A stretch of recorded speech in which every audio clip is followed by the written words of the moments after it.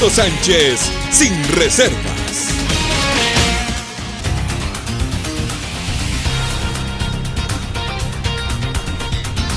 Gracias por aceptar que una vez más estemos ahí en sus hogares. Me acompaña la fiscal general del Ministerio Público, la señora Telma Aldana, con quien vamos a platicar de diversos temas.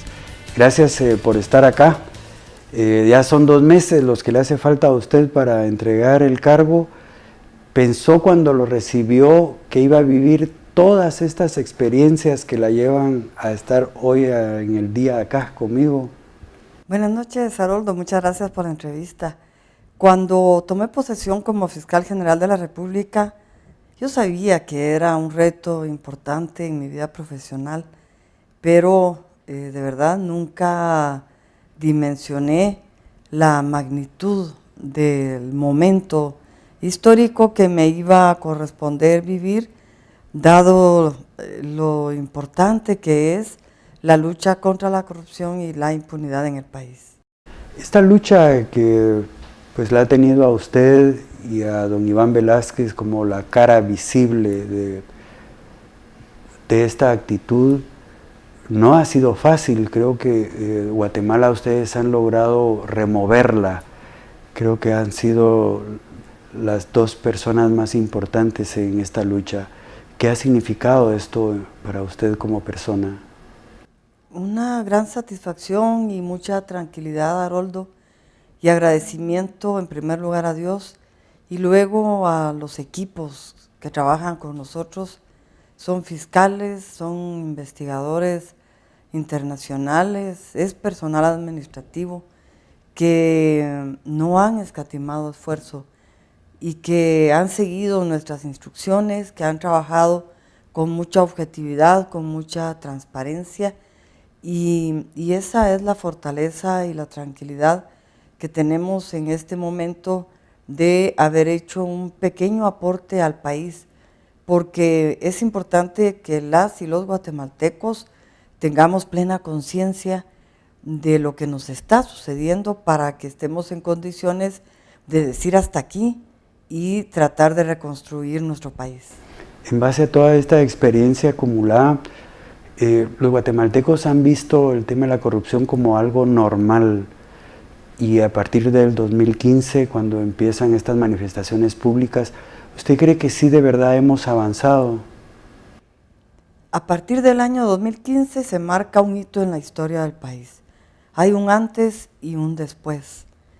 El antes, donde la tolerancia hacia la corrupción era nuestra forma de cultura, pero que a partir del año 2015 y gracias en buena parte a este trabajo conjunto Ministerio Público, CICIG, Guatemala tuvo ese despertar ciudadano y se empezó a tomar conciencia de que la corrupción no debe ser la regla en un estado, que la corrupción no es normal ni es natural y que no somos pobres porque no trabajemos, sino que hay una vinculación muy estrecha entre la corrupción y la pobreza, en la medida en que se desvían fondos del Estado, millones de millones, hacia personas particulares en detrimento de la salud, del acceso a la educación, al trabajo de todos los guatemaltecos. De tal manera que sí hay un cambio, por lo menos en la cultura. Ese transitar hacia la cultura de la legalidad no es fácil, es un proceso. En consecuencia, no podemos ir rápido y debemos de ir a pasos, pero lo importante es que cada paso que demos en la lucha contra la corrupción sea irreversible. Y en ese sentido debemos de estar muy compenetrados los guatemaltecos. Los grupos señalados de diversos actos ilegales pareciera que se han unido. ¿Esto era de esperarse o podemos decir que nos ha sorprendido? Era de esperarse. Las estructuras criminales en Guatemala son fuertes, son poderosas y hemos visto la experiencia de otros países.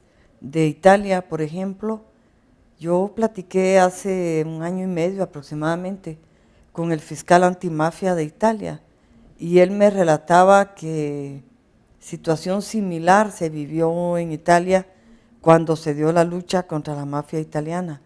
Se decía incluso que se había perjudicado la economía. Es algo que también se dice en Guatemala. Se maneja mucho distractor, mucha descalificación, mucha campaña de desprestigio contra los investigadores. Esa es la forma de reaccionar de estructuras criminales poderosas. Deberíamos de aprender de esta lección. Yo lo que digo es que las cosas realizadas en el pasado no se pueden cambiar, pero sí modificar este presente para que el futuro sea mejor para todos. Pero ¿cree usted que esos sectores que en determinado momento se vieron vinculados a la corrupción deberían de reconocer públicamente que se equivocaron? Es difícil que reconozcan públicamente que cometieron un delito, es sumamente difícil. Algunas personas lo han aceptado y cuando la persona acepta su responsabilidad, obviamente el trato dentro del proceso penal es diferente. Pero creo que lo importante es que como sociedad tomemos esa conciencia y tratemos de impulsar la cultura de legalidad. Cada uno de nosotros desde nuestro espacio debe hacer ese esfuerzo de reconocer que la corrupción hay que vencerla y que la única manera es estar unidos y diseñar mecanismos anticorrupción que deben obviamente de dirigirse desde la Presidencia de la República hacia toda la sociedad guatemalteca. ¿Hay persecución política o selectiva en estas investigaciones que hace el MP y la CICIG? El Ministerio Público tiene un plan estratégico, Haroldo, y ese plan estratégico nos indica dentro de sus ejes más importantes que debe haber una persecución penal estratégica en función del fenómeno criminal. Claro que se seleccionan las extorsiones, la corrupción. Esa es la justicia selectiva que yo veo en función del fenómeno criminal, no de buscar a una persona por su ideología o por lo que puede representar esa persona. Nunca hacemos esa selección. Somos objetivos, somos transparentes y tratamos de basarnos no en rumores, no en percepción, sino en medios científicos para guiar una persecución penal adecuada.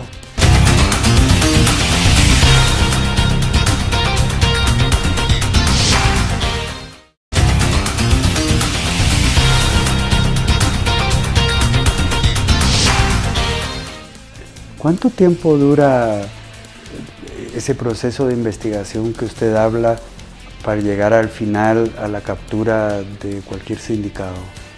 En principio, debemos de saber que no hay plazo, que la ley no le fija ningún plazo al Ministerio Público en esa etapa de investigación. Y si la ley no estipula plazo, es porque una investigación es difícil. Se requiere recabar una serie de indicios, de medios científicos de prueba, y cuando hay una investigación preliminar, se acude ante el órgano jurisdiccional, se solicitan diversas diligencias, allanamientos, órdenes de captura, y entonces ya se lleva a la persona ante el órgano jurisdiccional y dependiendo de lo que vaya resolviendo el juez, ahí sí puede haber un plazo de 3 meses o de 6 meses para la investigación. ¿Es usted, señora fiscal, de izquierda o comunista? Yo he manifestado reiteradamente que soy de una derecha progresista. ¿Por qué?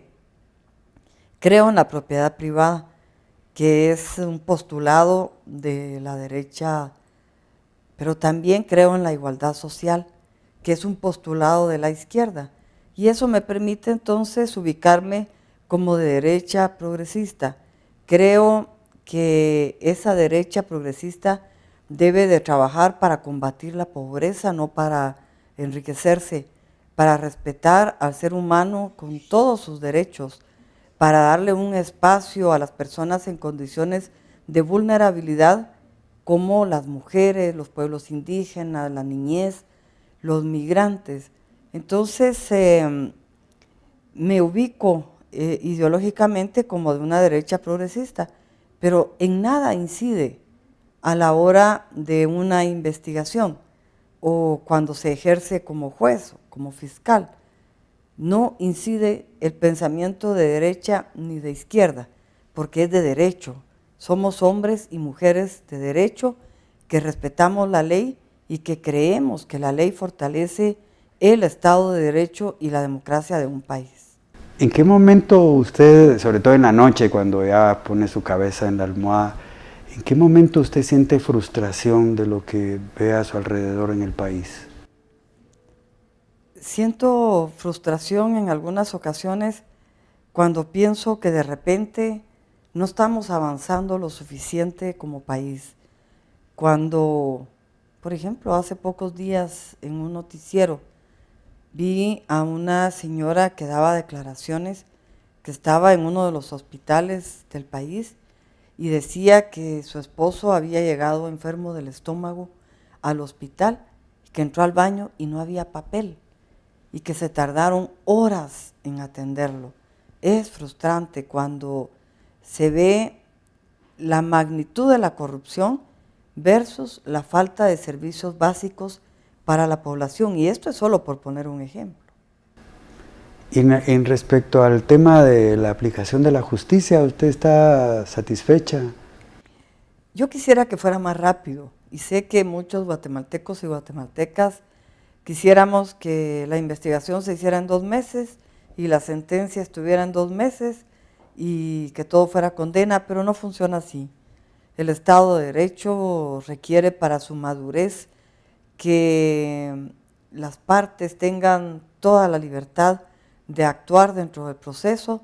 Sabemos que los tribunales tienen una carga de trabajo impresionante, igual que el Ministerio Público, y entonces pienso que lo que deberíamos de hacer es fortalecer al organismo judicial con más jueces, con más capacitación, y lo mismo desde luego estamos tratando de hacer desde el Ministerio Público.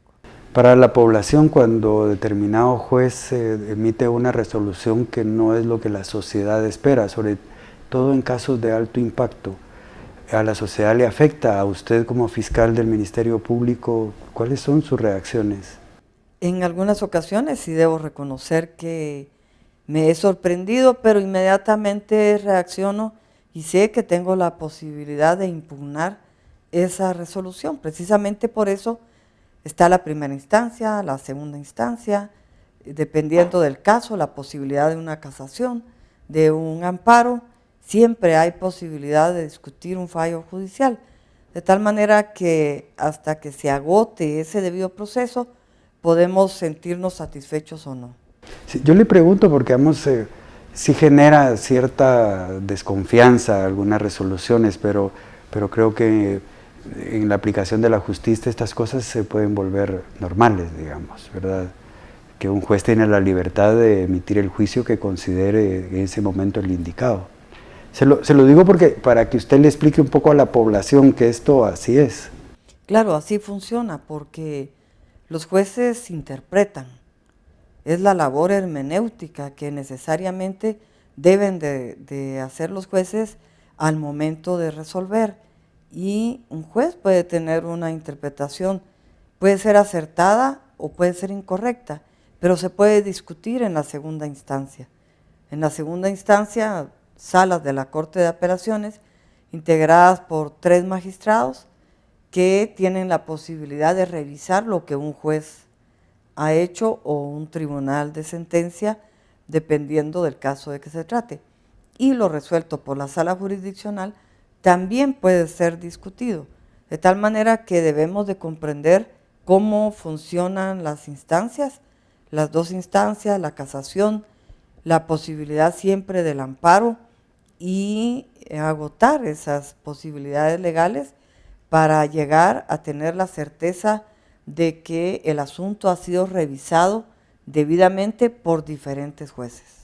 ¿Podría usted explicarnos por qué el caso concreto de la línea se ha estirado tanto en el tiempo?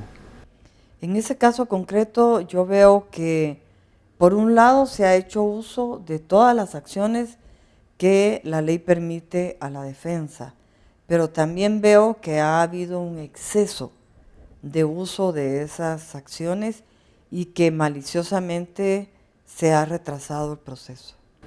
Esto, usted usó esa palabra, es lo malicioso. ¿En qué momento uno puede determinar que hay este término en un juicio? Por ejemplo, si vemos que se han planteado más de 15 amparos en esta etapa del proceso, es evidente que hay un abuso del amparo por parte de la defensa y en algunas ocasiones también el propio tribunal, el propio juzgado ha retrasado, sin duda, sin proponérselo, pero ha sucedido que, por ejemplo, una apelación tardó 6 meses en elevarse de la primera a la segunda instancia en uno de los casos. Siempre entonces se conjugan desafortunadamente acciones de la defensa con algunas deficiencias de los tribunales y esto ocasiona daño al proceso.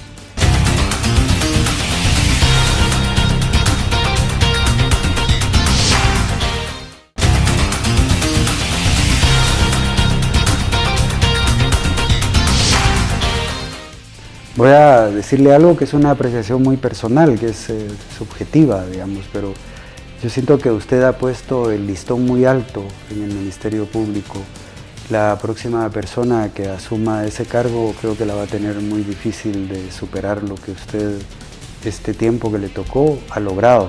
¿Cree usted que es así o estoy exagerando? A ver, yo creo que lo que un fiscal general debe de proponerse es entregar una institución mejor de como la recibió.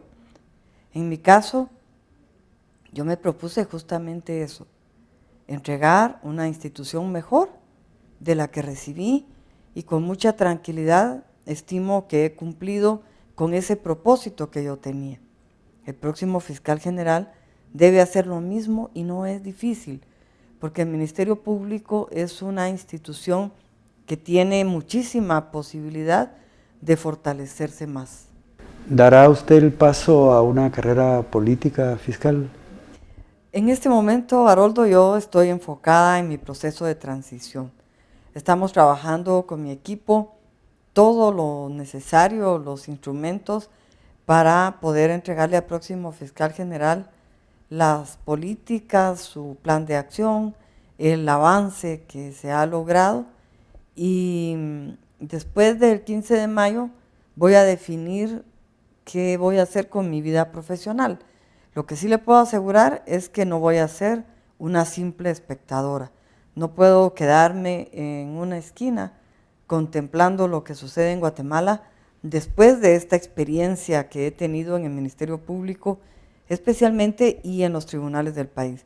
No voy a ser una espectadora y desde el espacio donde me encuentre voy a tratar de dar mi mejor esfuerzo porque sé que hay posibilidades de una Guatemala diferente.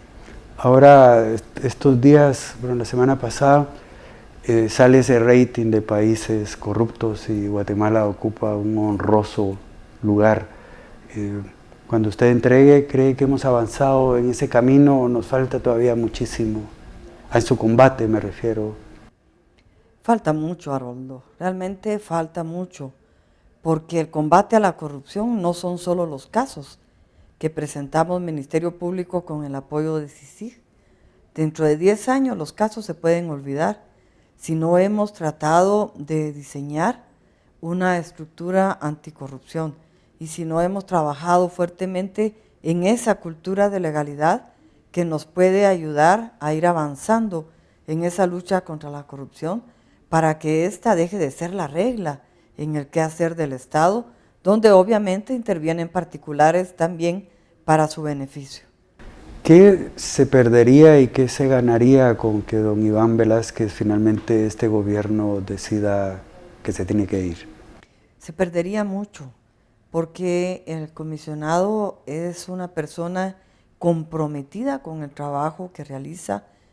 Llevamos algunas investigaciones que requieren esa voluntad del comisionado y del fiscal general para que estos casos avancen. Y creo que no le convendría a esos casos que en este momento el comisionado entregara el cargo. Además, no tiene sentido cambiar a una persona que está trabajando bien. Creo que es al contrario. En lugar de agradecerle y de pedirle que siga con ese trabajo, le hacen manifestaciones vía diplomática que no está haciendo bien el trabajo, y eso no es cierto.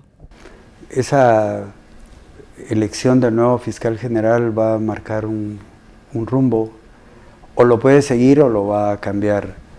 ¿Qué expectativas le ve a usted? Porque va a ser una decisión trascendental que debe tomar el señor Jimmy Morales. Yo tengo la esperanza en la comisión de postulación.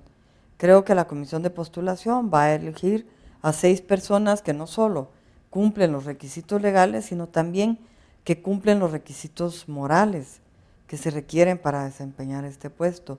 Y estoy convencida que quien resulte electo o electa como fiscal general sabrá que no es su decisión, que no es una elección trabajar contra la corrupción, es un imperativo legal.